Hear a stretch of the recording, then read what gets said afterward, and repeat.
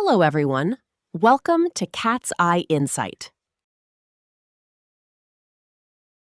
Something happened today that may look far away from ordinary life.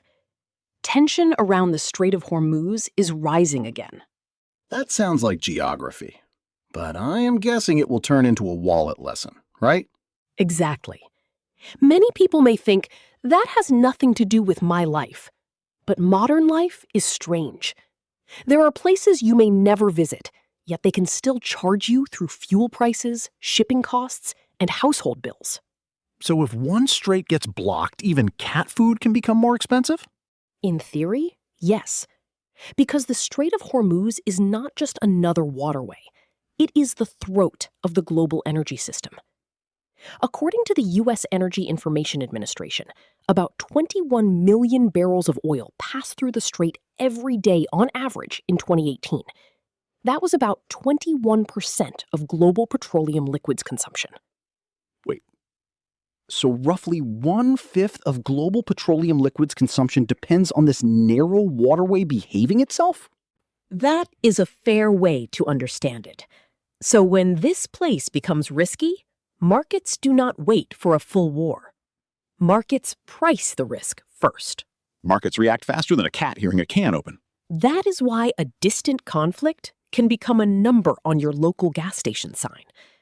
Today, we are not only talking about the Middle East. We are talking about a larger pattern, the chokepoint tax. Chokepoint tax? That sounds like getting charged after swallowing a fishbone. Close enough. A chokepoint tax is what happens when the world depends on a narrow passage. When that passage becomes risky, everyone pays. You do not need to study international relations to feel international relations in your shopping cart. Oil rises, transport rises. Transport rises, food rises. Food rises, daily life becomes more expensive. So the problem is not that the news is far away. The problem is that the bill is very close. Exactly. This story reminds us of a basic tension in modern society. We want efficiency. We buy from wherever is cheapest. We ship through whichever route is fastest. We keep inventories as low as possible. That sounds smart. Like using up everything at home perfectly and keeping no backup cat food. That is the problem. Efficiency brings lower prices, but efficiency can also create fragility. The more precise a system becomes, the more vulnerable it can be to one broken point. Water pipes work like that. Power grids work like that. Shipping lanes work like that. The Strait of Hormuz is only about 21 miles wide at its narrowest point, but it affects much more than 21 miles. It affects tankers, ports, factories, supermarkets, gas stations, and household bills. Small place, big bill. That is the core of the chokepoint tax. In normal times, you enjoy low prices.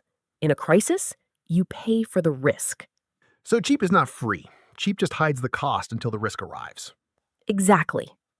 Energy security is not just a slogan. It is not only a government issue or an oil company issue. It is about whether ordinary life can continue. A family keeps spare keys, spare batteries, and spare medicine. A country needs the same kind of backup. Backup energy, backup routes, and backup production capacity. The problem is a backup looks wasteful in normal times. Only after something goes wrong do people realize it is insurance. Yes. So when we look at Hormuz today, we are not only looking at Middle East politics. We are looking at a basic problem of modern society. We want cheap, but we also want safe. Cheap comes from concentration. Safety comes from redundancy. Cheap comes from the shortest path. Safety comes from having more than one path. That sounds like life. Shortcuts are fast, but it is better not to have only one road.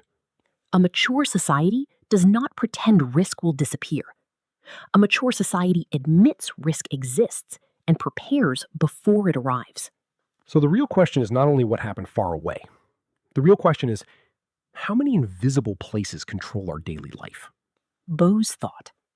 The most fragile part of a society is often not its most advanced technology, but the thing everyone must use every day.